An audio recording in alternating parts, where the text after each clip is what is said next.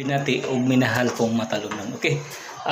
Kuan ron November 29, 2022. Kunya ugma pohon walay trabaho kay Bonifacio Day. Nya sa karon di ay nga adlaw gi-celebrate ang Elderly Week sa mga senior citizen diri sa lungsod sa Matalom. Okay. Atong adtoon kung area kung unsa kasadya ang gihimo sa mga senior citizen diri sa lungsod sa Matalom niya. Ilan ning gitawag og Elderly Week sa mga senior citizen diri sa lungsod sa Matalom. Okay guys, atong bisitahon kung diin asa dapit nag-celebrate sila sa ilahang buwan. Okay.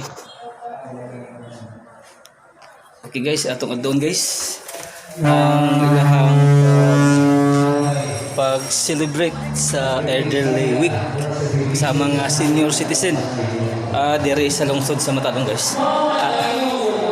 Tong tanawon kung unsa kasadya. Okay, mani. Di atas sa Matalom Gym.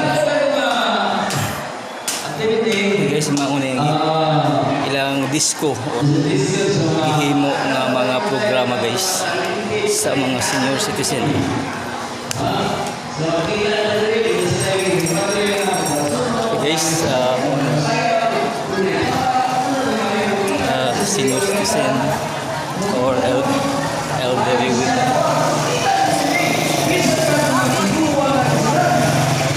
Guys,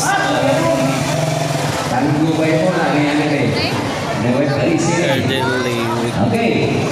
So again, mayong hapon kasundanan, padayon ta sa pagdinawan kay atong magkaroon adlaw sa matiguang or senior citizen.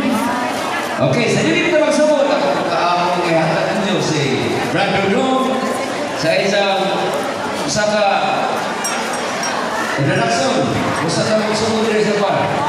Para pagan ang atong presidente. Okay. Mao ni ilahang mga activities nga gibuhat sa Elderly Week sa mga senior citizen diri sa lungsod sa Matalom. Okay. Iko live diri sa Matalom ang buses sa kalambuan sa lungsod sa Okay guys, live ta diri sa senior citizen na mga activities nga gipangbuhat guys mo ni. Okay, ako mang hinaot nga magmalipayon tong mga senior citizen sa ilahang murag activities adlaw sa mga senior diri sa lungsod sa okay. Iko Pipi balita sa lungsod sa Matalom.